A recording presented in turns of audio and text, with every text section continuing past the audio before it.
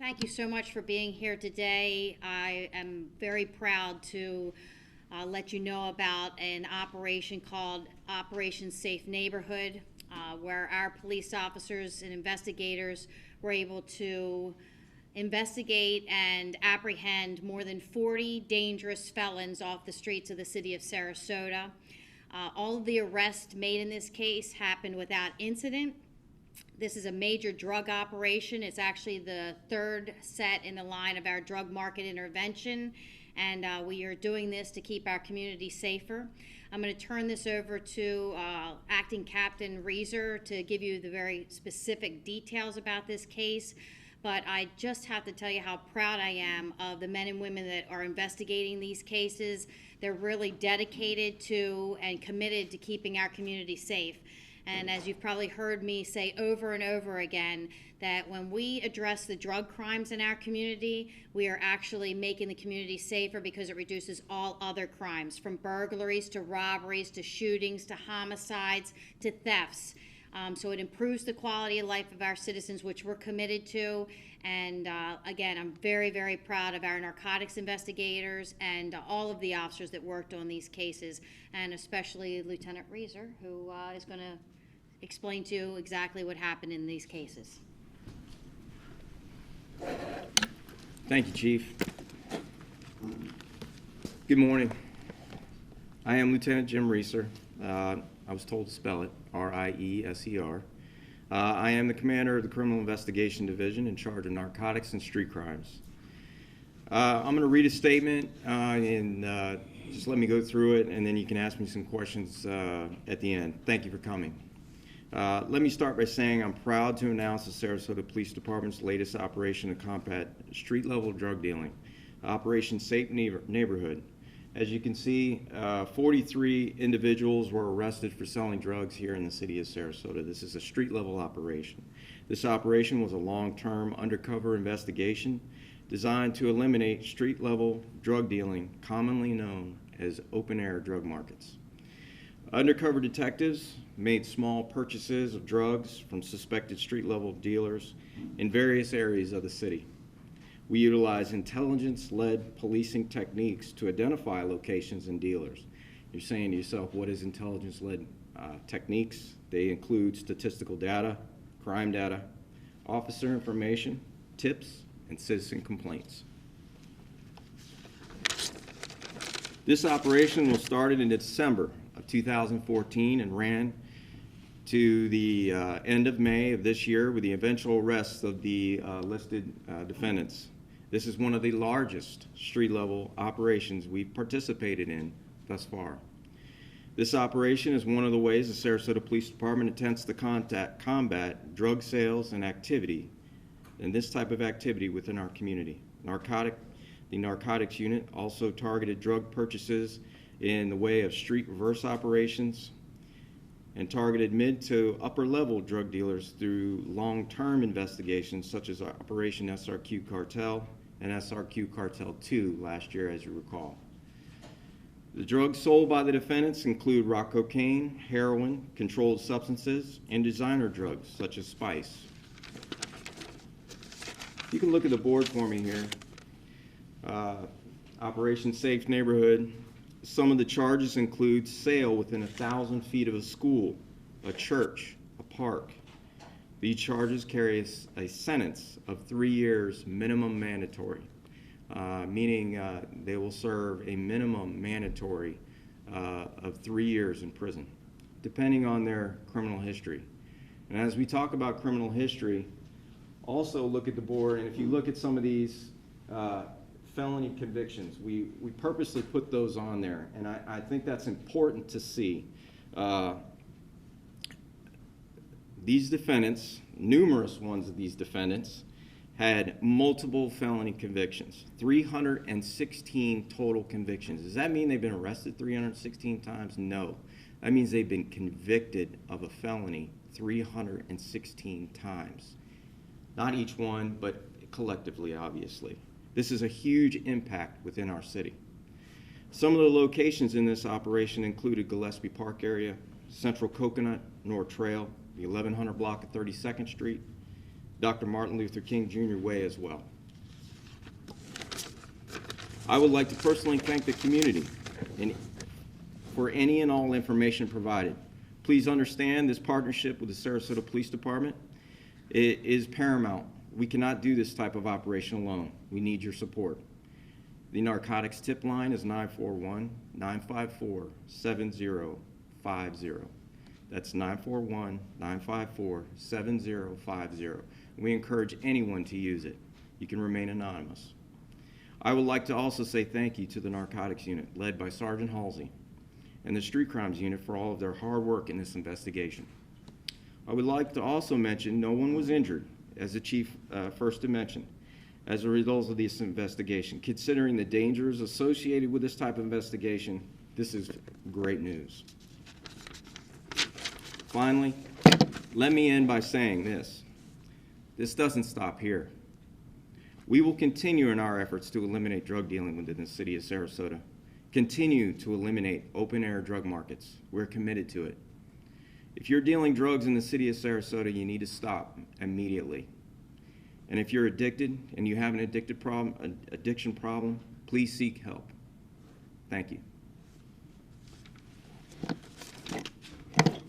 Thank you, good job.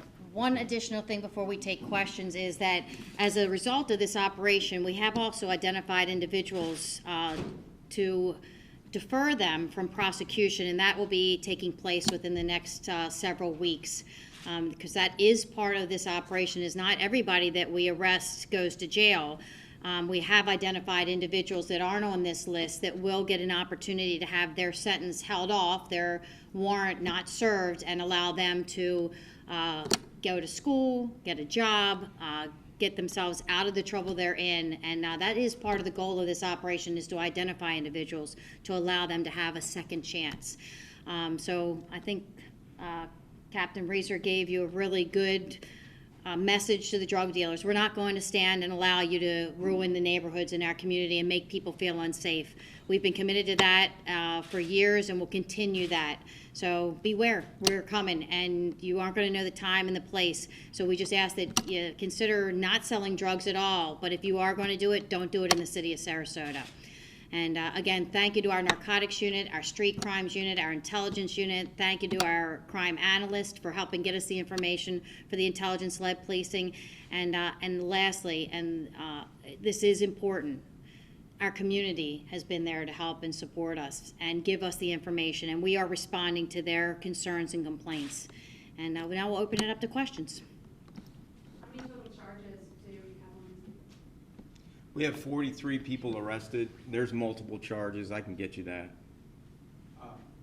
Wanted, can you explain? That individual has not been arrested as of yet. We'd rather not release that name. It is in the system for a warrant, and we are actively looking for that subject. Are you looking for others? Could there be more arrests? Not at this time. These are the people that have been arrested at this time. We'll be working with the state attorney's office in reference to the prosecution. What prompted this operation? Just as I said, intelligence-led policing, tips, working with the community, citizen complaints, the countless hours that we go to meetings, these neighborhood meetings, when we're asked, we're pulled aside. I'm sure the chief could go on and on. Yeah, our citizens call us, they call me, they talk to our officers in the street, they bring to our attention things that they see as suspicious and that they know or believe are drug dealings. They give us tag numbers, they give us identification of houses and individuals that they believe might be involved, and that's part of our outreach. When we have citizens go to our Citizens Police Academy, we teach citizens what to look for, and this is vital because the people in the communities, they know what's going on in their community. They see high traffic of people coming and going, whether it's on foot or in cars, and they also may overhear things, so we really count on our community to help us.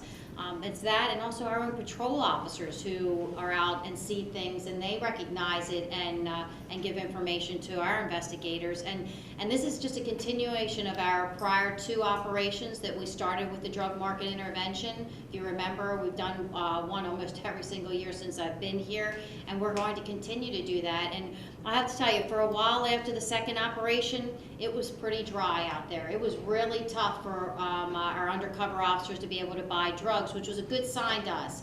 It was a good sign, meaning probably one of two things. One, there weren't a lot of the drug dealers out there and they didn't have drugs to sell, or they knew they had to be really careful of who they were selling to, so they only maybe sold to their friends. But as time went on, people started feeling more comfortable, and we're not letting our guard down, I can assure you. You can see from December until May, this is the operation we put together, and we were able to arrest over 40 individuals. And it's sad that there are that many people that are in our community selling drugs, but we're not going to let that happen because it makes communities feel unsafe, and we're going to continue our efforts to keep our communities safe. That's our priority, that's what we're committed to doing, and we're going to continue it. So our message to the drug dealers is don't sell drugs at all. If you need help, we'll help you. If you have an addictions problem, we will help get you into the programs you need to get into. There's a lot of people and resources out there. We're willing to help you. We know it's tough. But we find a lot of our drug dealers aren't using the drugs themselves for the most part. But if you do have an addictions problem, please come in, we will help you. And if you are going to sell drugs, don't do it in the city of Sarasota, because we're going to get you, we're going to find you. Has drugs always been an issue in this area? Drugs are an issue all over our whole country, not just this area. It's all over the whole United States, and we're just addressing issues within our community.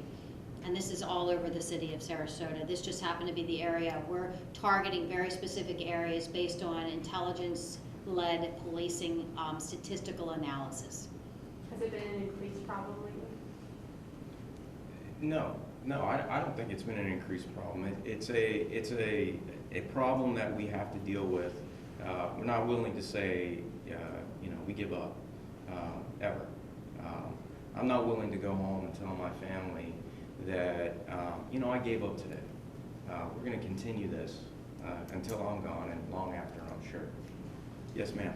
As you all know, Linda Holland, President of the Gillespie Park Neighborhood Association, thank you, because it makes a huge difference in our neighborhood. It's the reason the partnership with SPD and operations like this are the reason that I live in a neighborhood that many years ago was a tough neighborhood to live in, and now it's a really nice neighborhood, a safe neighborhood. Perfect? No, because obviously they're, part of this operation was people selling drugs in Gillespie Park. But it's so much better because of this, and it just makes a huge difference. And officers come to our neighborhood association. We meet monthly, and this is where they get the information, some of the information. And they're responsive to that because we have this good relationship, and we can ask them to help us, and they do, and it works. So we always appreciate. We appreciate that, Linda, and the support from the Gillespie Park Association. They're an invaluable partner. And I think it's really important to reiterate, and I know we said it, but I want to stress this again. We're not talking about somebody selling marijuana out on the street, a little bag. We're not talking about minor, insignificant types of drugs. We're talking about crack cocaine, heroin, spice, synthetic type drugs, and which are really highly addictive and dangerous drugs and can cause people to die. And we've seen evidence of that, and we're going to do everything we can to protect all of the citizens in our community, including the people that are buying the drugs. So we know there's a lot of the reasons why people are drug dealers may be economic in nature or social in nature, but there are alternatives. And if there's individuals out there that need help, instead of going down that road, we are here to help. That's why we have the drug market intervention. Before you get yourself into trouble, we're willing to help and pair you up with people within the community, the focus group and other organizations to help you get out of the life of crime. Because it's not a safe life, it's dangerous for the people that are dealing drugs too, and there's a sense of paranoia, and that's why we wanted to highlight how important it was that no one was injured in any of these operations. They're dangerous in and of itself, and having worked as an undercover officer myself, I commend our investigators because they are working every day and putting their lives at risk in order to keep our community safe. It is a dangerous world. Drug dealers carry weapons.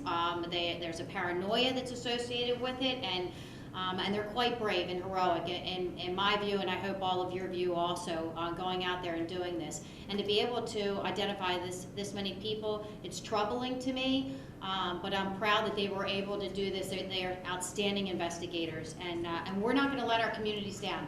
We're not going to give up, and we're going to continue this and hope one day that we never have to have another press conference saying this again, because drug dealing has been eradicated in the community.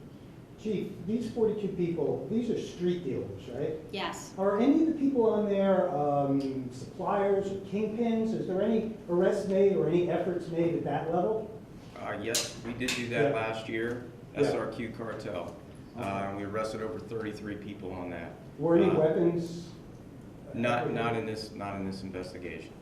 And your question is good. See, what we're doing is we're going to hit every level of operation, and you have to hit the street level dealers as well as the distributors at the higher levels. We have to hit all of them. Right. And if we get rid of and we also are going to be hitting the demand too. You've got to try to help the people that are addicted to the drugs and want the drugs, and that's why we're trying to convert and divert people over into programs to get them help with addictions they have. What are So- the chances that, these 42 people will be out on the street again? I mean, because we seem to come to these press conferences semi-regularly.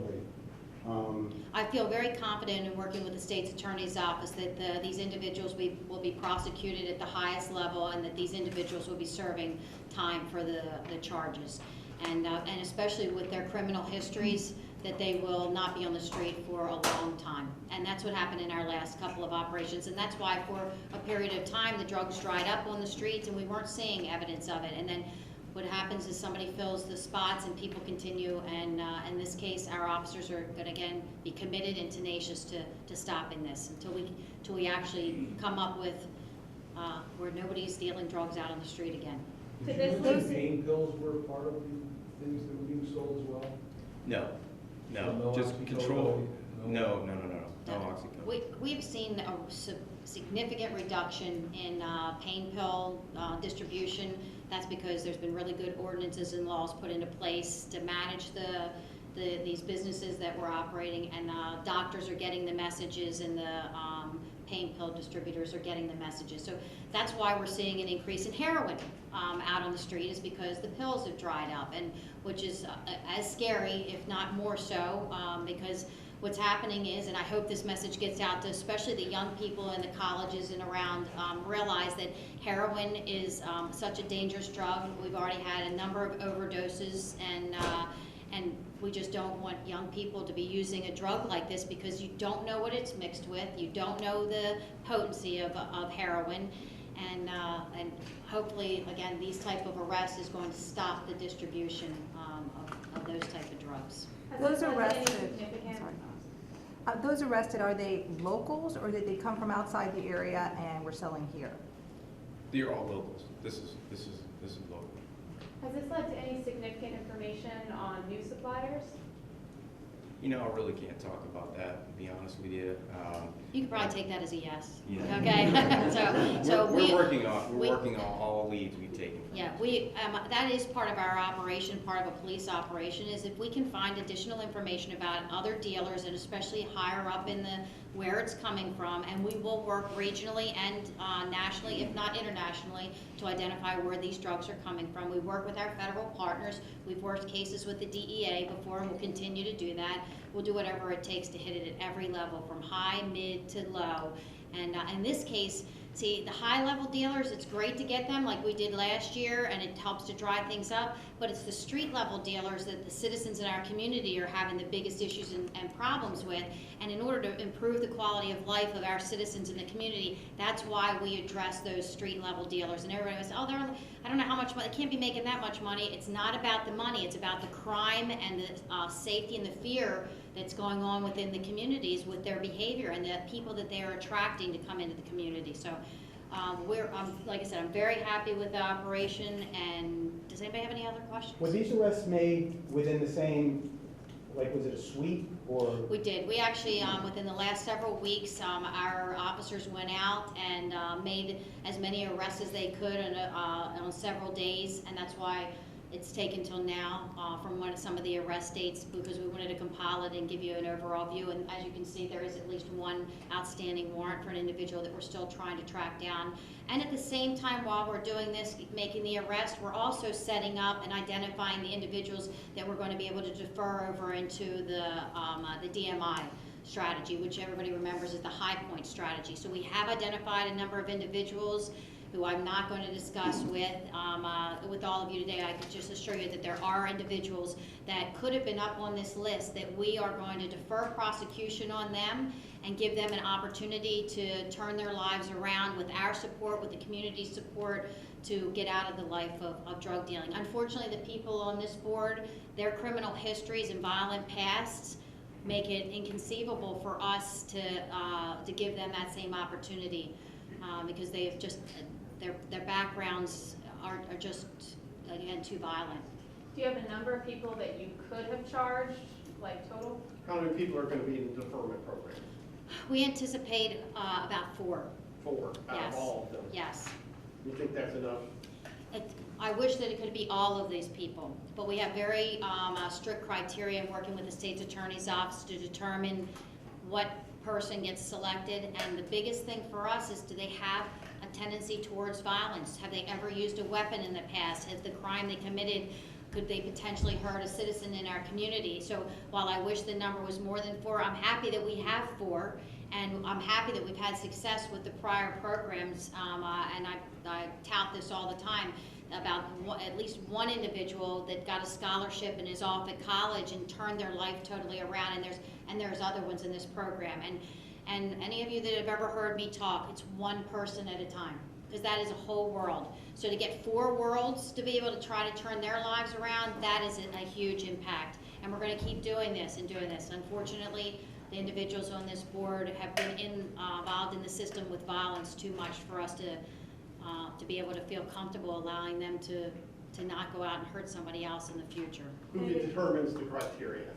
It was this is something that we determined years ago in cooperation with the state's attorney's office, and we all had a discussion, and it's pretty simple. It's if you have a violent crime in your past, whether it be domestic violence or an assault or a robbery, or you've used a weapon, something where you could potentially hurt somebody, because God forbid that if we allow somebody back out on the street and they hurt somebody else, I wouldn't be able to live with myself, and neither would the state's attorney's office.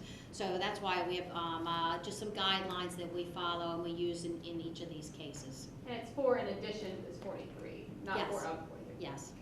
Are any of these people associates, or it seems the last names are the same, like relatives, associates, that sort of thing? They could be. They could be. You know, there's some that were taken from the same location that were arrested at the same location. Yeah, they could be. You know the age of the youngest? I can get that for you. Well, if there's no other questions, thank you again so much for being here and covering this. We appreciate it. You're our partners too. You guys all be safe. Thanks a lot.